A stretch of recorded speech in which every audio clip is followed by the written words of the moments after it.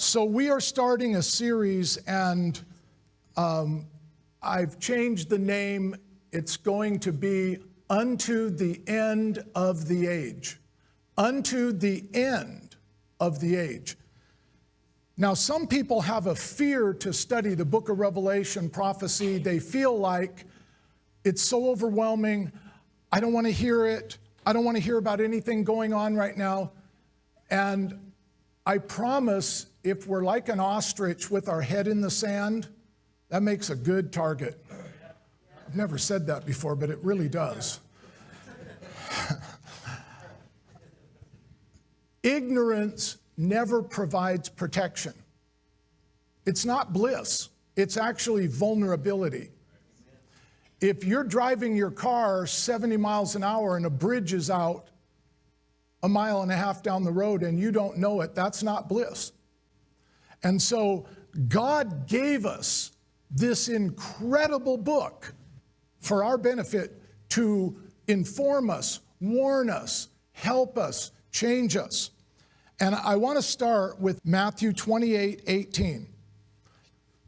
Jesus came to them and said, these next two words, I want you to not forget through this whole series. All authority in heaven and on earth has been given to me. God the Father gave Jesus all authority over every king, ruler, lord, nation.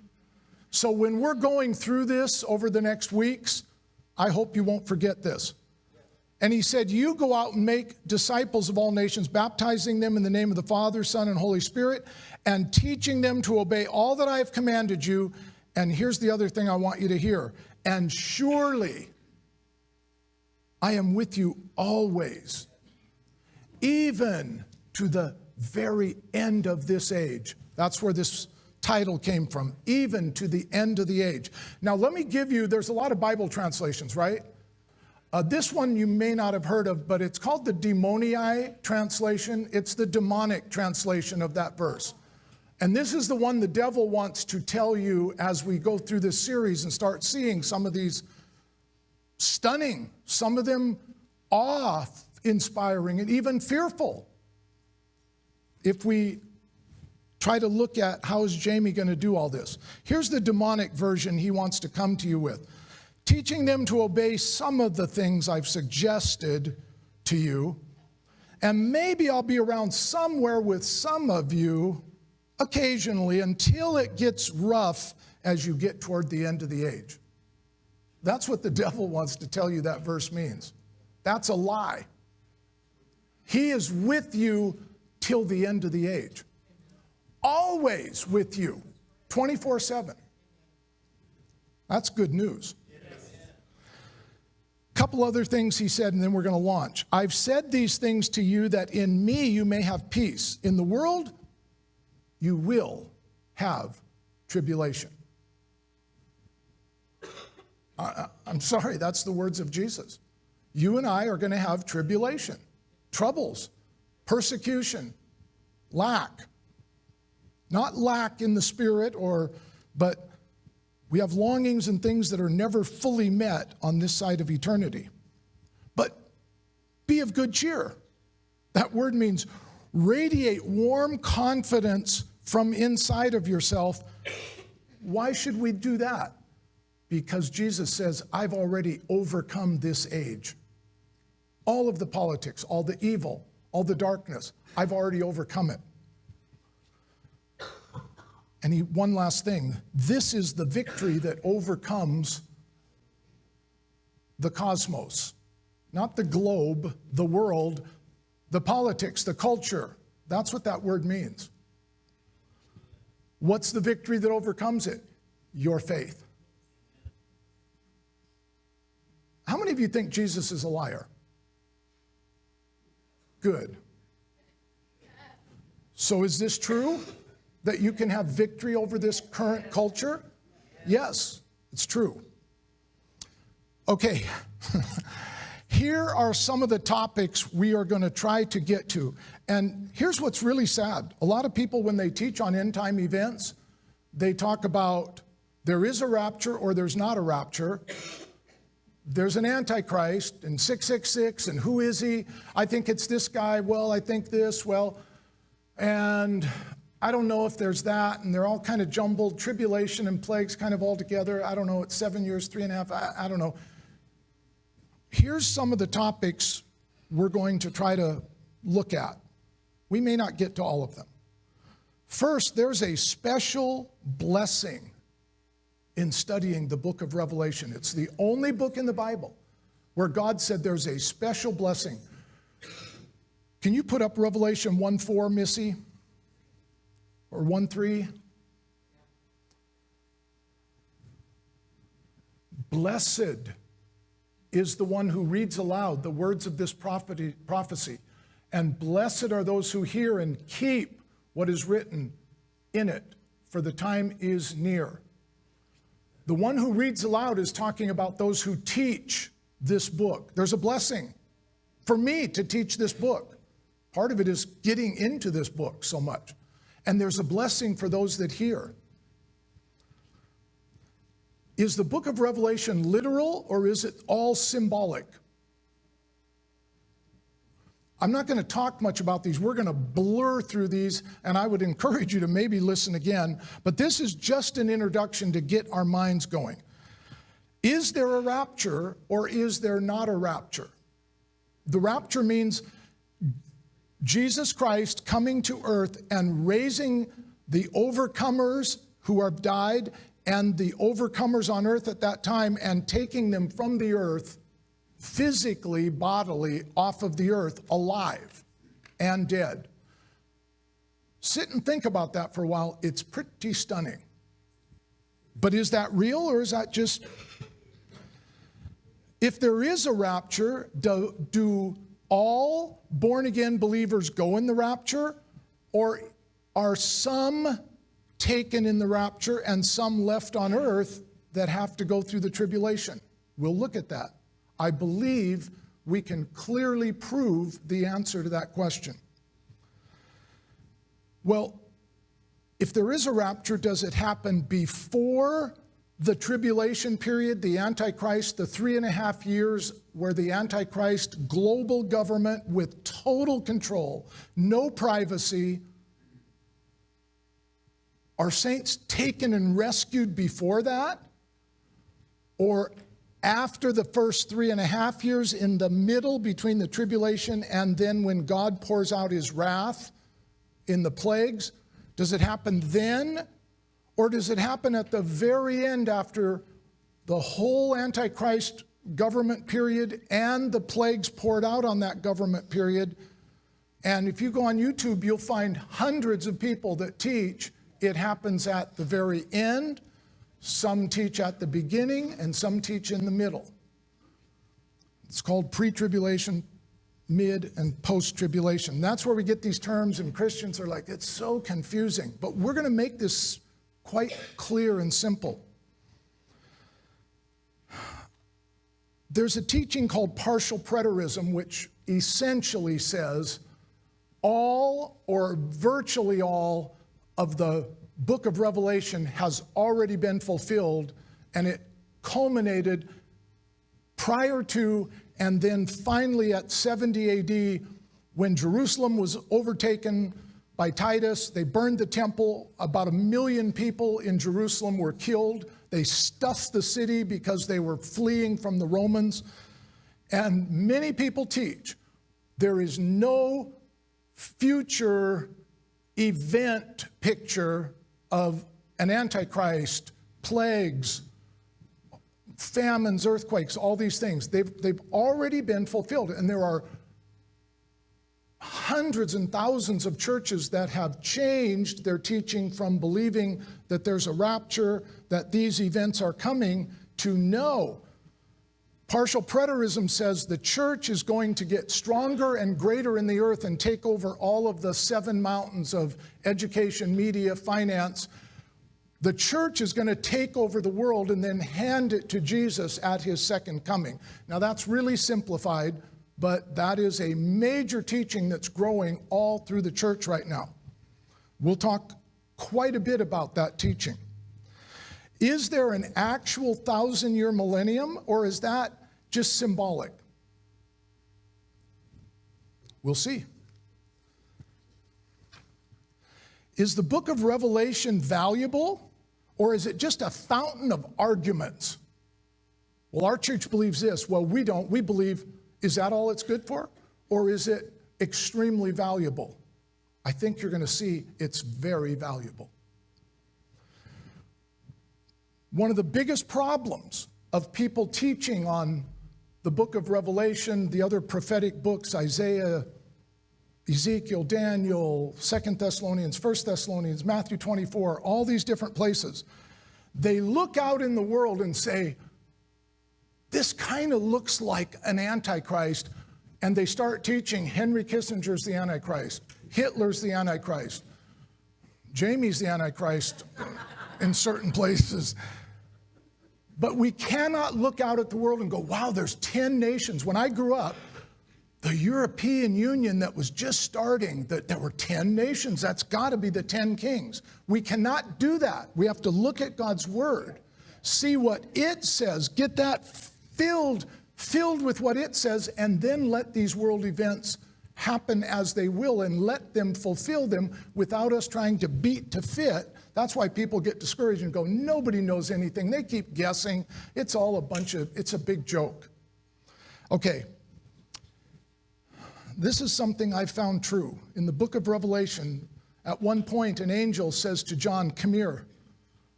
You have to eat this scroll. It was a scroll with writing on it. In this vision, John took the scroll and ate it. And he said, in my mouth, it was sweet like honey, because that's what the angel told him it was going to be. But he said, when it goes down into your belly, it's going to get bitter.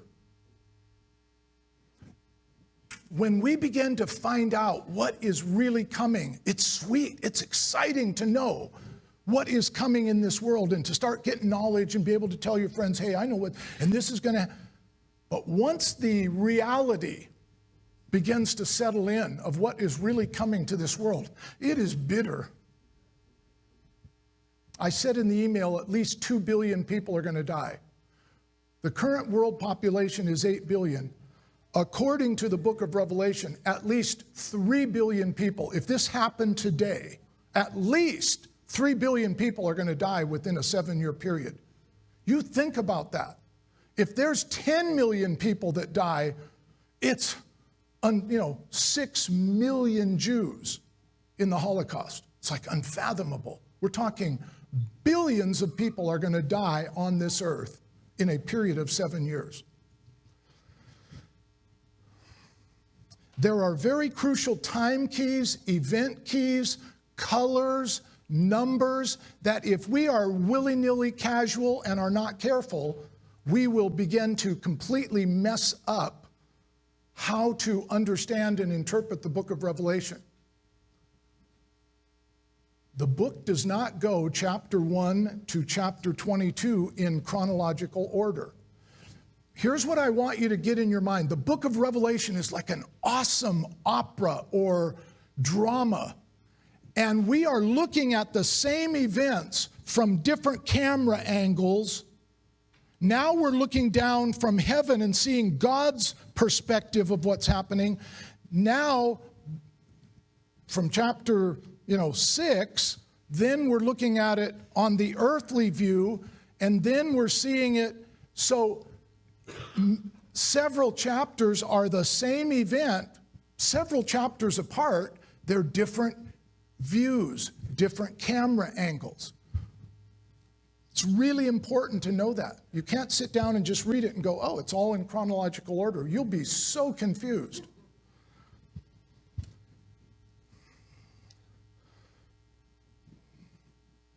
Many people teach you cannot understand the book of Revelation. I would say a majority of churches, maybe 80%, never talk about the book of Revelation, end time events, period. We're not going to talk about it. All it does is start arguments. I'm not losing a bunch of members because they were raised this way and they believe that. We're not touching it. It's a massive mistake. And I hope you'll hear this. This is a saying that I made up myself.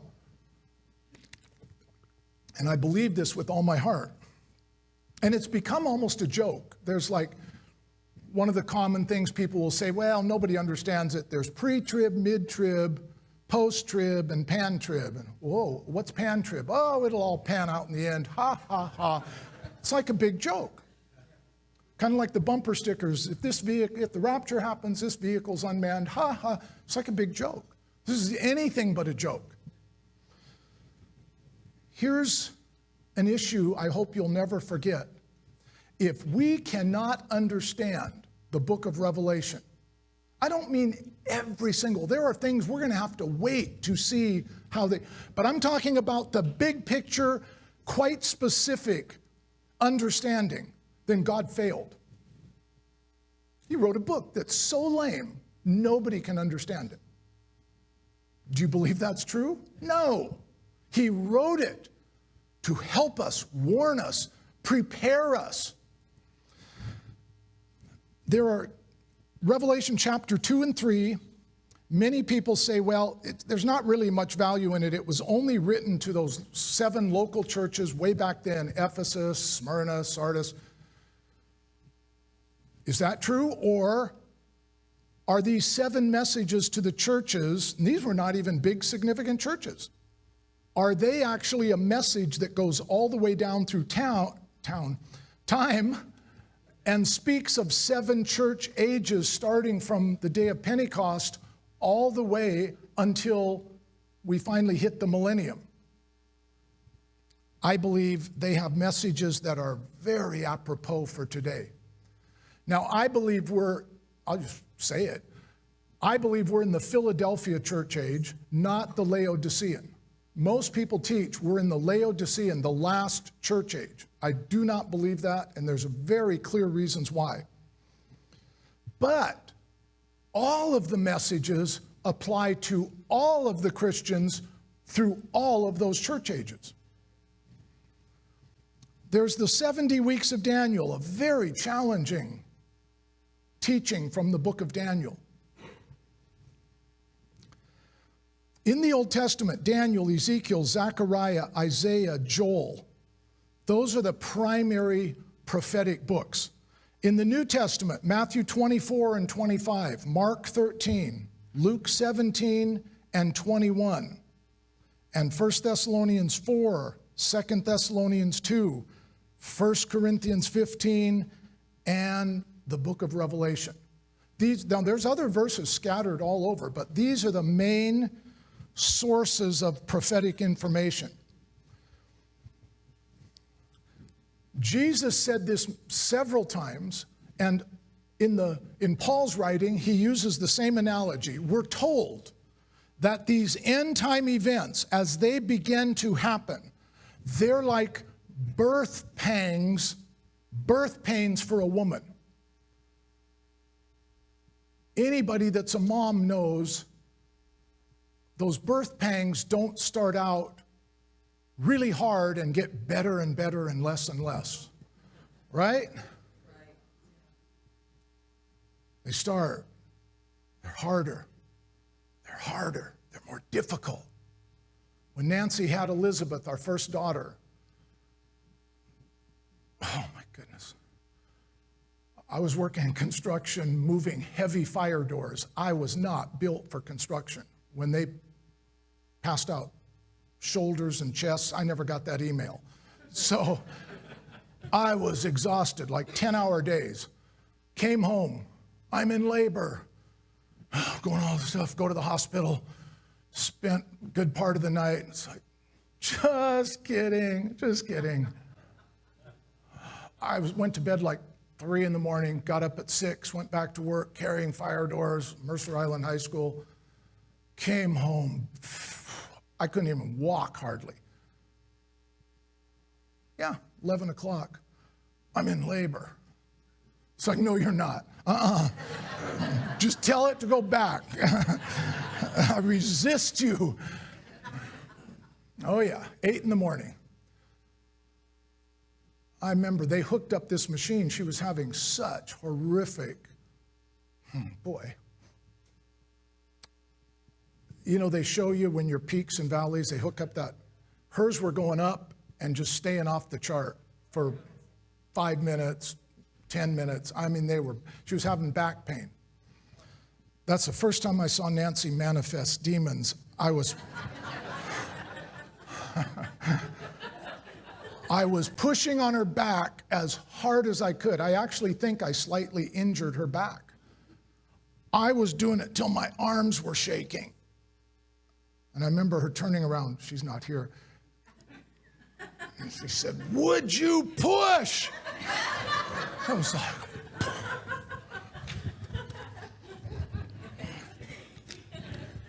so what we are seeing in the world right now are birth pangs that are going to continue to get stronger and harder.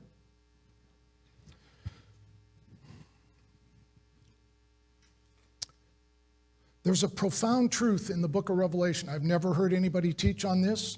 Doesn't mean 100 people haven't. But there's 2 Greek words that I found by accident.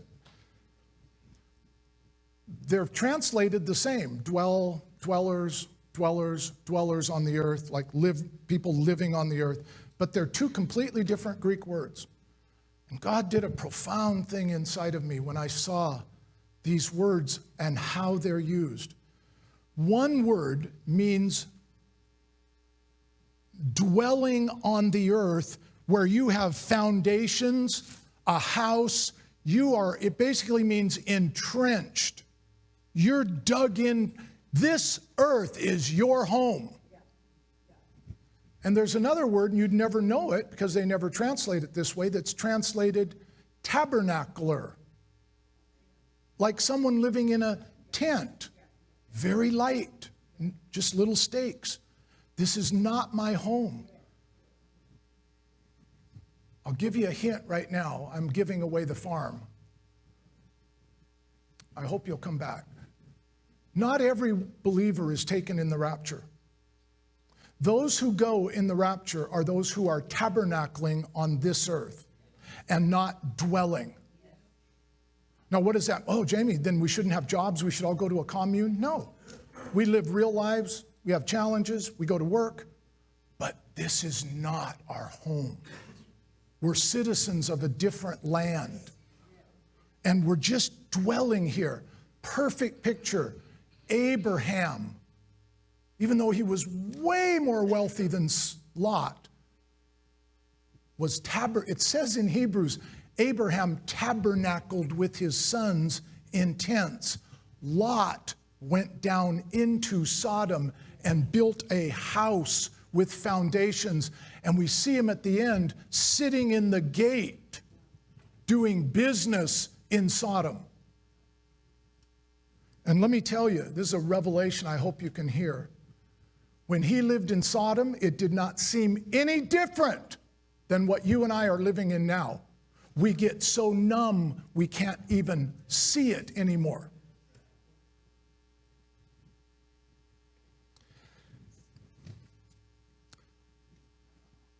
Are the rapture and the second coming the same thing? We'll see. There's the parable of the 10 virgins, another picture in Matthew 25, very profound truths in Matthew 25. 10 virgins. They're all virgins. They're all believers, not 5 virgins and 5 prostitutes. They're all virgins, but there's great truths. We're going to look at that. The marriage supper of the Lamb. Is it worth going to that supper? Oh my goodness.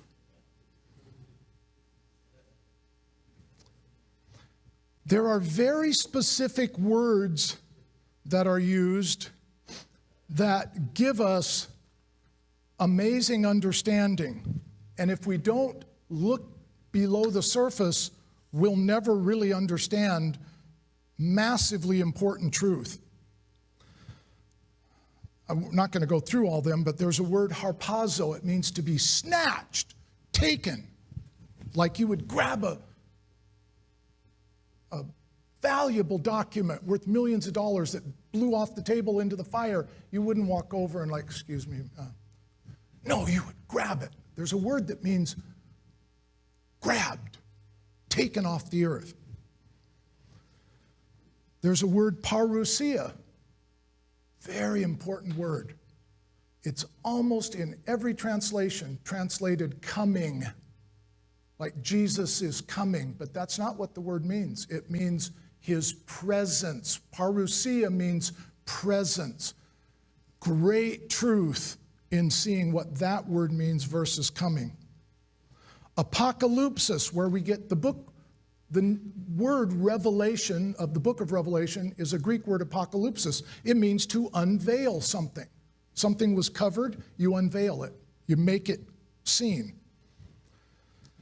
There are terms, that day, one shall be taken, one left, worthy to escape all of these things, keep you out of the hour of testing. Many important phrases. And you know what I've noticed? If you go on YouTube and watch 30 people teaching, they'll speak for an hour and maybe mention 2 Bible verses, and then just make huge assumptions.